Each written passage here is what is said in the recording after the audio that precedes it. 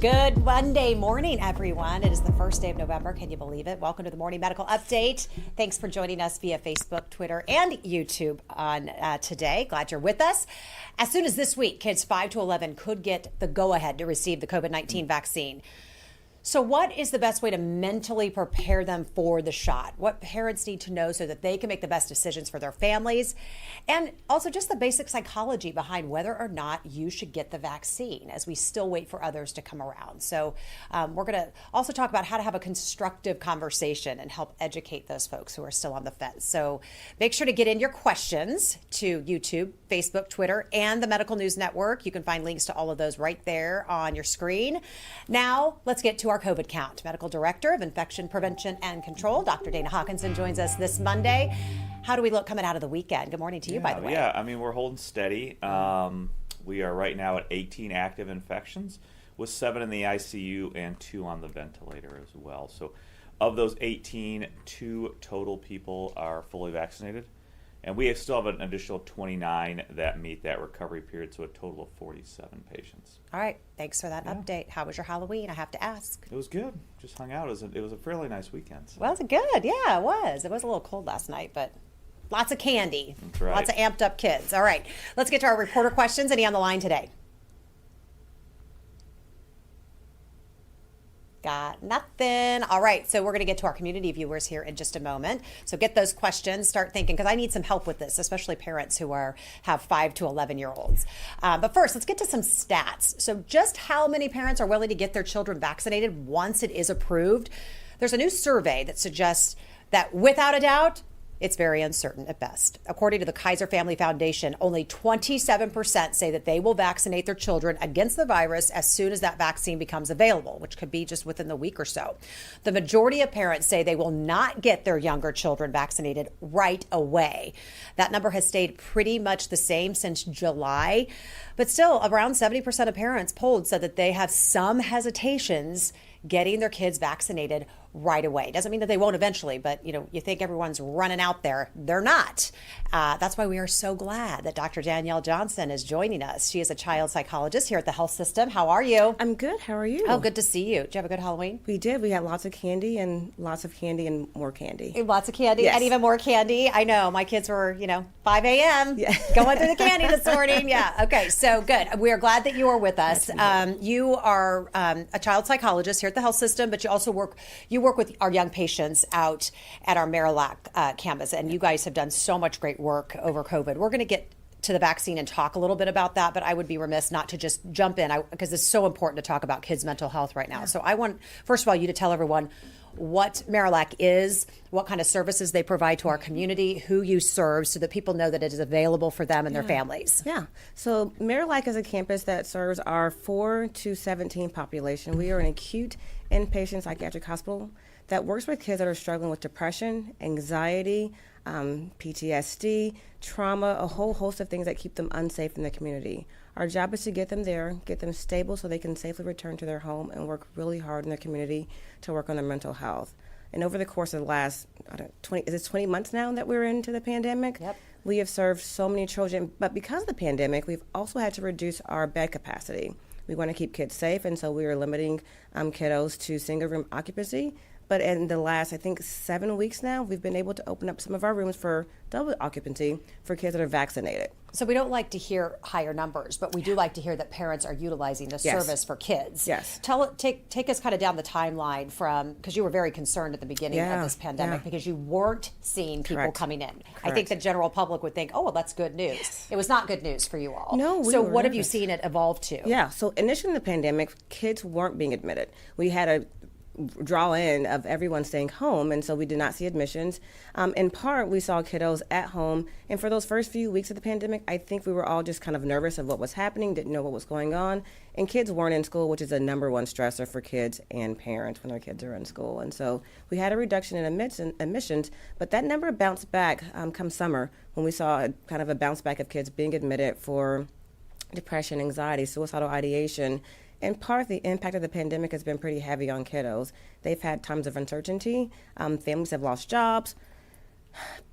Members have died. So we've had kiddos that have been struggling with a whole range of stressors that adults also struggle with less support. So this pandemic has really shown you and shown families how much you're needed. Yeah. I think a lot of times this kind of goes under the rug because you're so lucky to have your kids in school. Correct. And they have some of those resources and they have the counselors and the teachers and the friends and the coaches. But now it fell so much on the parents and the family dynamic to make sure that they were keeping that eye on them. And it was always, and when I would talk to your team, I think it was that trying to find that balance between, we were so happy that kids were being homeschooled because we felt like, kids are at home and they're safe. But I would hear you and your team say, not necessarily.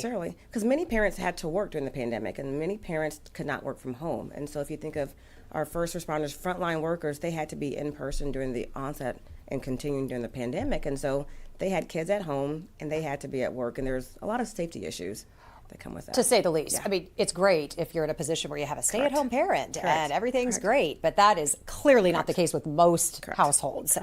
People got to work and kids have to be watched. So let's talk about, and you and I have had this discussion before, we're going to talk kids, but I just want to talk in general the psychology of whether or not to get the vaccine and how we manage all of that, because we are working with people who are vaccinated, unvaccinated. We live next to people vaccinated, unvaccinated.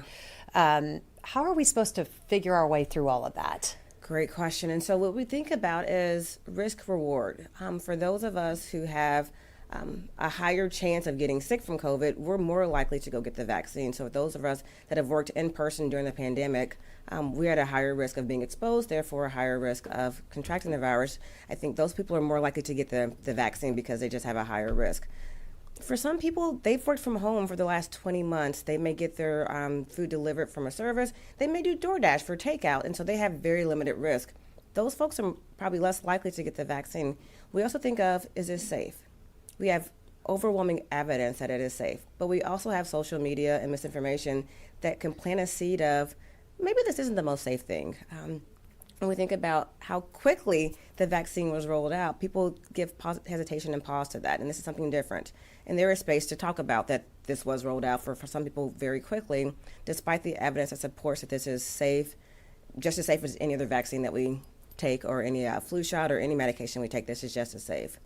There's also the idea of collective responsibility. If I feel that what I do impacts my greater community, I am more likely to get the vaccine because I am doing good by my community. We also think of time constraints. As I mentioned earlier, not every parent was able to work from home. And if you think that I might have side effects and be down for 2 days, and if I don't work those 2 days, I don't get paid for those 2 days, some folks are just in a position where financially, that's a hard decision to make. So there are a number of factors that impact our decision making on to get the vaccine or to not get the vaccine. But I encourage everyone to talk to their healthcare providers, trusted family, vetted resources.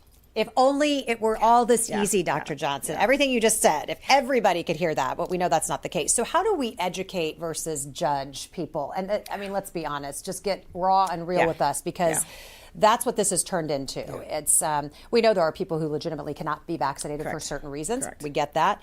There are people who are still trying to gather more information.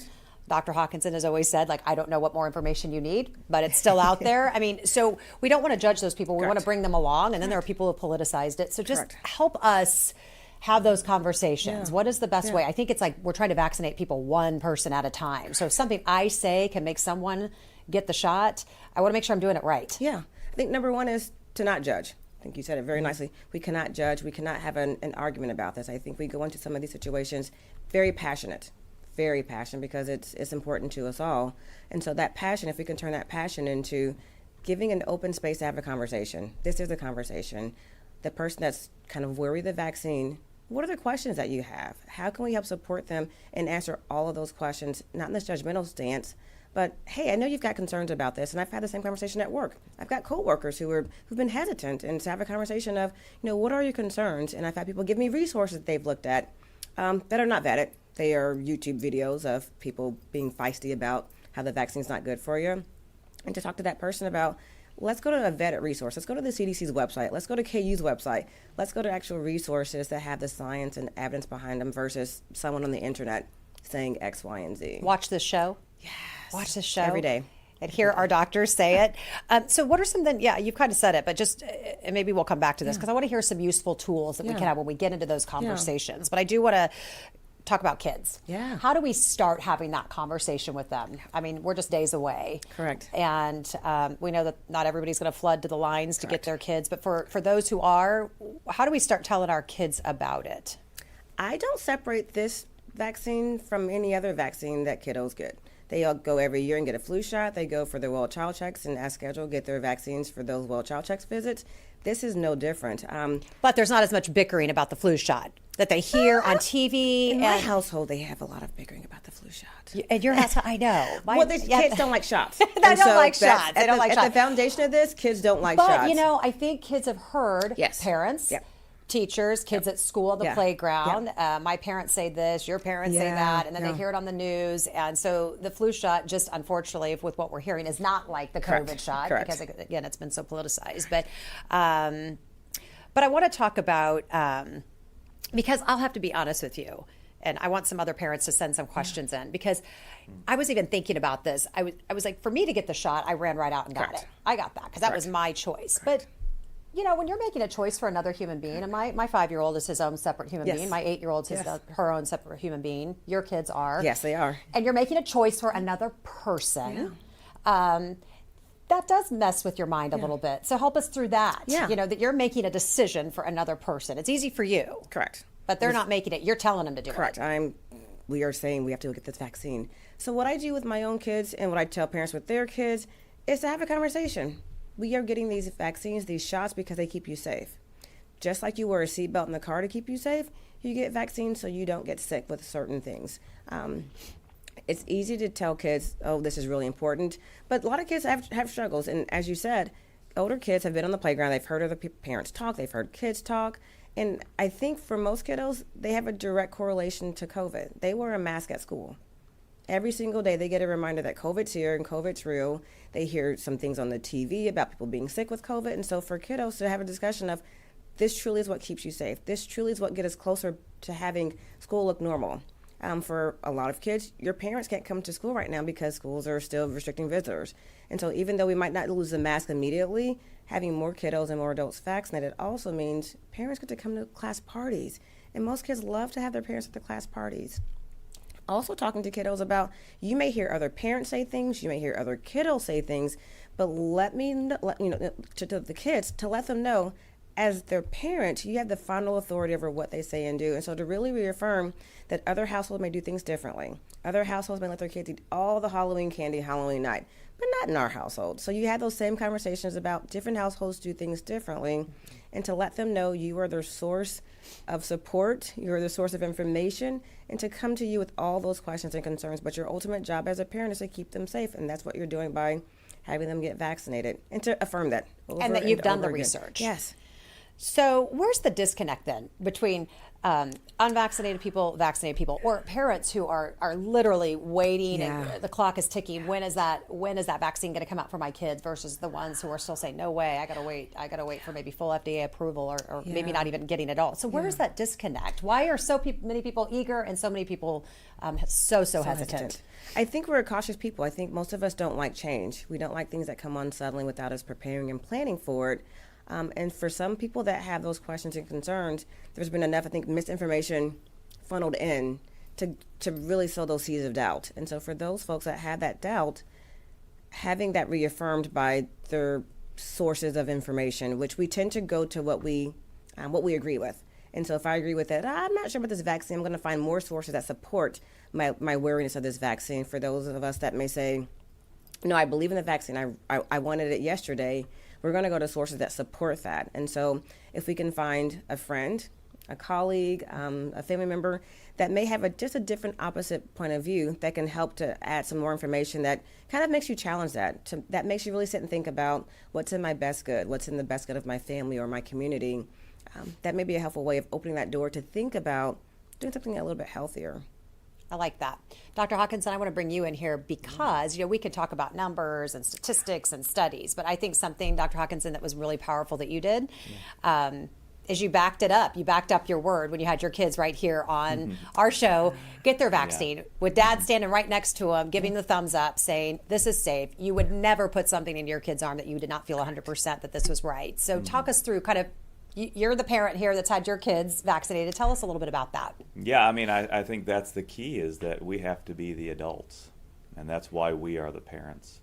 We don't want the prisoners running the jail, if you will. I think it started early for me, and everybody will have a different story. But again, just growing up, that was just always something we did. My parents were educators, but we would always go to our doctor's appointments, always get the vaccine. And also, I think you can have some discussion, but the other thing is, what is the capacity for those children to really understand what's going on? I think simple terms, and certainly Dr. Johnson can correct me, but the kids take their cues from the adults, and if you minimize it and make sure it's not a big deal, they're going to get through it just fine. It's a very minimal thing. So I think there are a lot of aspects to that, and would certainly welcome any of Dr. Johnson's comments as well. But I think it's just being that adult, understanding and knowing what the true facts are, the protection that these vaccines provide, whether it's this vaccine or, more importantly, all those other childhood vaccines for those vaccine preventable diseases, which because we are standing on the shoulders of the people that came before us, we don't have insight to really exactly what those disease processes looked like and what were the complications and how children were getting very ill for some of those other diseases. So I think we have to take it all into context. But really, I think the biggest thing is the children take their cues from the parents, from the adults. And so it is so important therefore that the adults have all the accurate information. But continue to get that, continue to take them to their regular physician's visits and speak with those doctors and get all that information.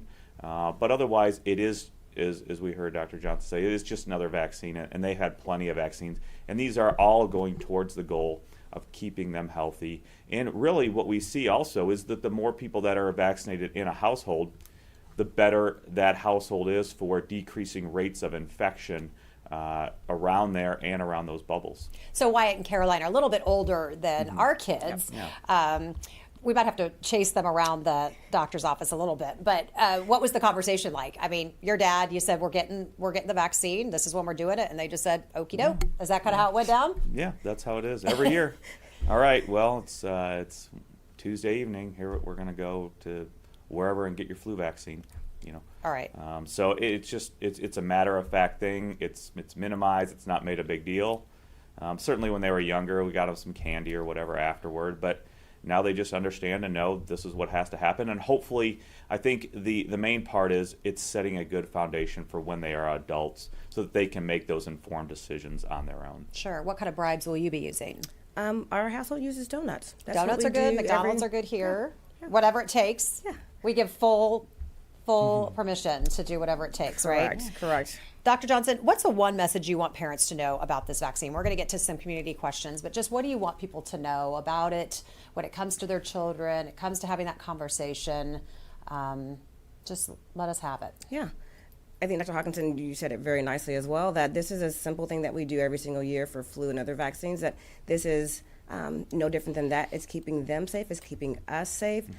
As a parent, I get to make the decision for my kiddos that, yeah, this is what we do. We keep ourselves safe. We keep our community safe. As a matter of fact, I actually videoed my first vaccination of the COVID vaccine and went home and showed my kids my video of me getting my first vaccine back in December. They've seen it multiple times. They knew at the outset that when the vaccine was available to them, they would get it. And it wasn't a big kerfuffle in our house. They just kind of have expectations that we go to the doctor, we get checks up, so we get safe, and business as usual. Yeah, and we get to model that. So as Dr. Hawkinson said, we model behaviors. And so when we model that this is safe, this is effective, this is what we do, there's not much discussion about it. This is just kind of the expectation. Absolutely. All right, I want to get to some community questions. And Dr. Hawkinson, Joanne wants to know, I know they said people with compromised immune systems, people over 65 at high-risk jobs, should get the booster. What about the rest of us? Will we need that booster or third shot? Just any updates on that? Yeah, I mean, really, right now it's pretty vague and broad as to if you are just over 18 who can get the extra dosing or that booster, that third dose. And really, it's open up to a lot of people right now as far as even just if you have high risk of exposure. So, yeah, I mean, eventually it will probably be like that For all of us, for everyone. Yeah. everyone. Okay. But again, I think we have to understand why exactly are we needing it. Again, the vaccines, the immunity induced, even way back from January, February, still have very good effectiveness at keeping you out of the hospital and going to the ICU and dying. Certainly, if you're in some of those other categories like age or other comorbidities, you're at more risk. But even if you got vaccinated early on in the year, you still have very good protection against hospitalization, severe disease, and death. And really, that is what these vaccines were made to do. On our topic today, Jennifer wants to know, do we have updates on when those vaccines will be available for 5 to 11-year-olds? Where are we at? I thought we were still looking for Pfizer now at maybe the first couple weeks of November. So starting now, I believe, is when ACIP will be meeting sometime soon. I just saw a headline today that Moderna is kind of pushing theirs back a little bit. So I think the FDA is looking for more information. But I think for Pfizer, it is still, I think, proposed to be within the next couple weeks here. All right. Donna wants to know, why is it that so many healthcare professionals and caregivers are not wanting to get the vaccine? They are serving our very vulnerable populations and are around a lot of people every day, but they're concerned about getting the vaccine. Help us understand that, Dr. Hawkinson. I can. I don't know overall their reasons. I think Dr. Johnson might have a little bit more insight, but I think there are a variety of reasons. I think there are that select few that we've had every year, which is very few considering the amount of employees we have that don't get the influenza vaccine. Most of those are really medical reasons because of documented allergies to the influenza vaccine. We don't really have this problem too much right now with the COVID vaccines as far as anaphylaxis. Very, very, very minimal or few cases of actual anaphylaxis to those vaccines are occurring. So I think it's a combination of not so much medical issues, but other political or philosophical issues more than anything. All right, so you have got to help us understand the psychology with this, because this is messing things up, because this is a question we get. I've heard doctors say that I shouldn't get the vaccine, or I have a friend or a sister or a neighbor that's in healthcare and doesn't want the vaccine. That is definitely the wrong message to send, because if you are trusting people who have that know their stuff, that they're not getting it, what is that telling people? That is telling people to not get the vaccine, which is the polar opposite information we want people to know. I think there are some people that are in healthcare that this issue has been politicized, and there's kind of, I think, the backdrop of just this highly political state we've lived in for the last, 5 to 6 years, that has taken an impact on people, that they have very firm beliefs about how things are supposed to be and their ability to be free and live the way they want to live, that don't reconcile with their employment. And some people are having a really hard time to be able to take those two things and tease them apart of what's in the best interest of my own personal health and my own community health and my political views. And those things have gotten so muddy for some people that it's very difficult to make a decision. And if we could break those two things apart by having great discussions, by having an informed decision maker in that room with that person to really talk to them about what your freedoms actually mean and how your freedoms may impact others, how your decisions impact yourself and your family, and how your family would feel if you were no longer with us. And so I think having some really good discussions with people about just the facts, not your feelings or how things should be, but how the reality of what we're living in 2021. Honestly, are you surprised that the political aspect has taken over so many people's decision making during a pandemic? Are you surprised? Part of me is really surprised, but part of me, given the political climate we've been in for a number of years, is not surprised. We've had this as a backdrop that's really polarized our country, and I think everything's now become polarized. As simple as, wearing a mask, not wearing a mask, or what you decide to do with getting your own children vaccinated, if schools can be open or closed. I think everything that's become a hot button right now is up for grabs. Jennifer has a question. She's one of our YouTube viewers, and help her with this. She says she often sees the comment, opposing the COVID vaccine, quote, "I trust my immune system." What should she say to someone that just says, "I trust my immune system. I may have had COVID. God gave me an immune system to fight these things off." These are really powerful stances. I get that. Yeah. What do you say? I would say we also have science. God gave us science to understand how these things work. Dr. Hawkinson mentioned, the history of vaccinations for children. Our children don't have these diseases because we have vaccines for them. We don't want to go back in time of having our kids have these horrible diseases that took away our population. And so we have the ability to have science that can really direct us to make decisions that are healthy. I think science, gave us like Advil and ibuprofen. We take those things without cause of knowing what's actually in that pill, but we take it because it makes us feel better. When we go out to eat dinner, we don't question the chef over what they actually put in our food. Some of these things we just trust. And I think trusting science, as we've done for our lifetime, is a great response, that I trust the science. Trust the science. I would think a lot of those people too, are not consistent, because it's probably a lot of those people who, after 2 or 3 days of some sniffles, run to the doctor to get an antibiotic when, more than likely 80% or 90% of those symptoms are based on viral infections, which antibiotics and Z-Paks don't help anyways. Or certainly it's running to the doctor if you have a urinary tract infection. So on the one hand, you're saying I trust my immune system, but on the other hand, you're looking for medical therapy. So I think it's just a matter of being inconsistent in your thoughts and actions, and that's really the issue here. But we also have other evidence that clearly shows now, and we heard Dr. Satterwhite talk about this last week when we were on, that those people who were infected compared to the people who are vaccinated when they have gone back and looked at this, and this is in MMWR now, have a 5 times higher chance of having a positive COVID test after infection. So one more reason to get vaccinated. That will even help reduce your testing positive for COVID later on. And this is now, like the second or third good quality study that shows that helps that reduce the testing positive even after vaccination. So I think it's a matter of staying consistent in your thoughts and actions, and you're going to go to the doctor for other things.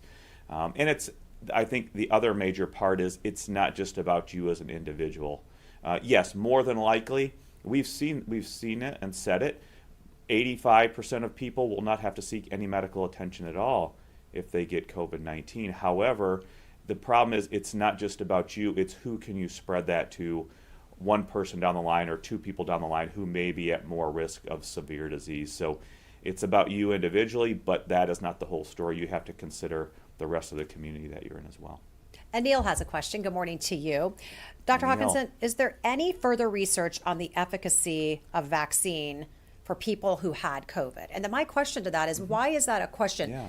Is there something where if you've had COVID, the vaccine isn't as efficient? No, I think it goes back to, well, I've had the infection, so I'm immune. But again, we are seeing more and more data to support the fact that if you get the vaccine, even after infection, you have a wider breadth, more different neutralizing antibodies to those variants that may have been circulating, likely even to those variants that we haven't seen yet. And this also goes to the fact of our T-cell responses. That vaccine offers your immune system, the body, the ability to evolve so that you have a better or wider breadth of protection against new variants that may occur. And again, just as we stated too, the MMWR articles, one was from probably 6 weeks ago, showing that you do have a reduced chance of reinfection if you're vaccinated, even after getting the infection. So it is really important to continue to get vaccinated even after you've had that infection. Okay, kind of along what we've talked about a little bit, but Caroline has a question. If natural immunity is a thing, why do I need to get vaccinated? Yeah, I think I just answered that. Okay, just making sure.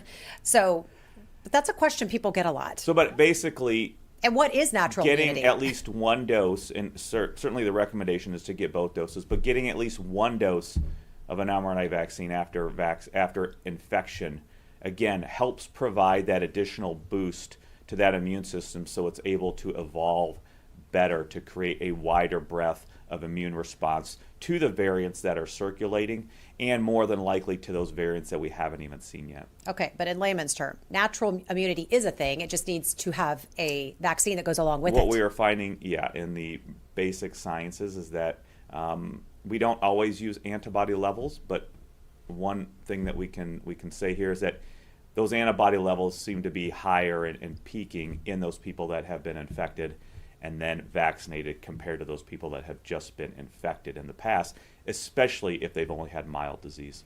Okay, Lori has a question for you, and we've had this before, and I'm sure it's going to come up again, the pulling back on the vaccine shot.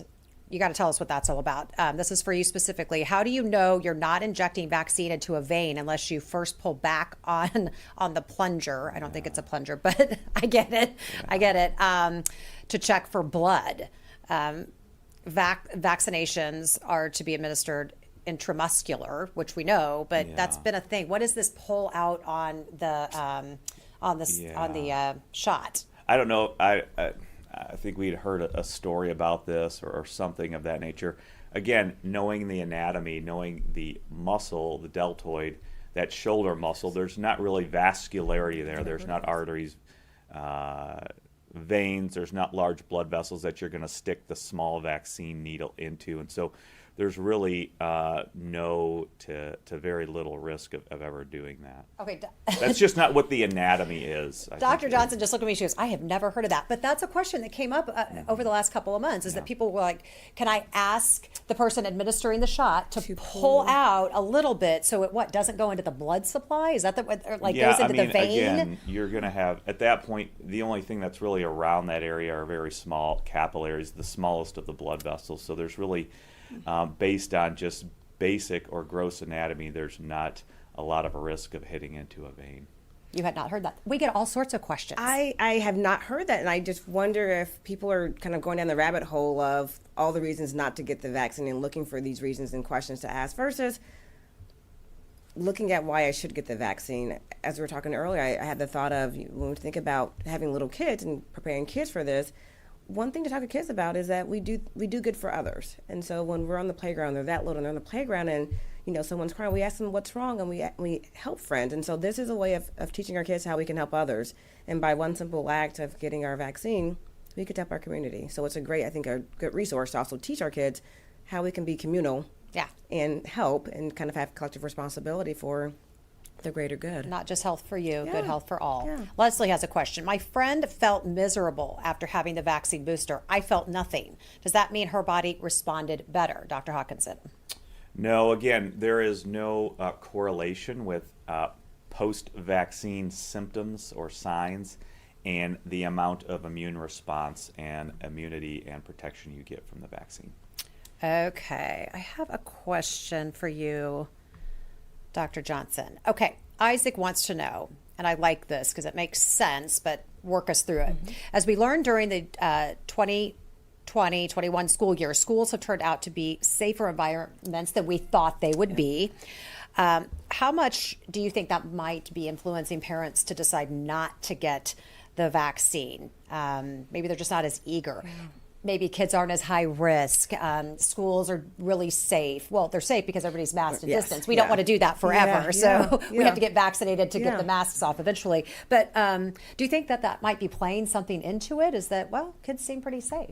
I think so. I think for the most part, most kids have been very safe at their schools with a mask on, socially distanced in little pods. And so I think parents can take some thought process about that and say, they were so safe. Do they really need the vaccine? Because we haven't had any low risk exposures. We haven't had any exposures or positives in our classroom, so maybe we don't need it. The problem with that is that to maintain that not needing it means our kids will always be in masks and socially distanced and not able to do the full force of what school offers. And for parents, we are limited in our ability to see our kids at school because we will still have social distancing, parent restrictions, and masking at the schools. And so I like the idea of keeping our kids safe. I actually love the idea of keeping our kids safe. But we know that there's going to be a tool very quickly that will really be the ultimate safety tool that our kids should have in their tool bag, and that is being vaccinated against COVID-19.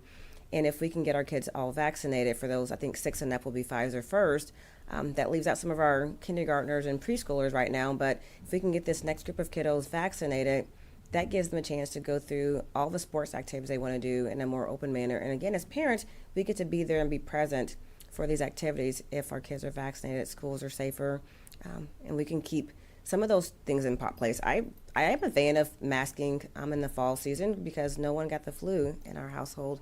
That was pretty darn nice. Yeah. You probably didn't miss a whole lot of work taking care of kiddos. Kids didn't miss school because they were sick. So I like the idea of keeping them safer in the fall and winter to keep all those bugs and viruses at bay. But Dr. Johnson, wouldn't it be nice though that if our kids didn't have to wear masks? Wouldn't that be a nice day? Yeah. I was just thinking the other day, my kid they're in the third year, part of half of the first grade, all of second grade, and now we're into the third. Yeah. So it's like, gosh, it really would be nice. They're simply necessary right now. Correct. And probably will be for quite a while, but that'd be nice for them to be a thing of the past at some point. But I agree with you on the flu. I would like to have that gone too. Hey, Dr. Hawkinson, Leslie has a follow-up question about her and her friend that both got the booster and felt differently. Yeah. But she wants to know, okay, so take us back to med school on this one, but she wants to know what's happening inside the body of my friend who got fever and chills from the shot. What is her body actually doing that my body is actually not doing? Why the different response? Again, humans are different. There are genetic components. These are all very complex genetic components. What is your body doing? So we know that you are starting to have some of that immune response, release of those cytokines, those chemical signals to your immune system. It's not to say that it's not going on in your body, but again, everybody's reaction is different, even from one dose to another. But basically, when you are having those signs and symptoms, it's basically that immune reaction, that inflammatory reaction going on either right there at the site in your shoulder for that local reaction, or if you're having chills or sweats or headache, it's more of that systemic reaction and just that inflammatory reaction that is going on, release of those cytokines, those chemicals to help your immune system now start to kick into gear and really start to get adapted to that spike protein so that when you see it with natural infection, those immune cells can ramp up much quicker than just without being vaccinated. Couple more questions. Shirley wants to know, can you get COVID-19 more than once, or would that be considered the variant the second time? Is that safe to assume that it was Delta?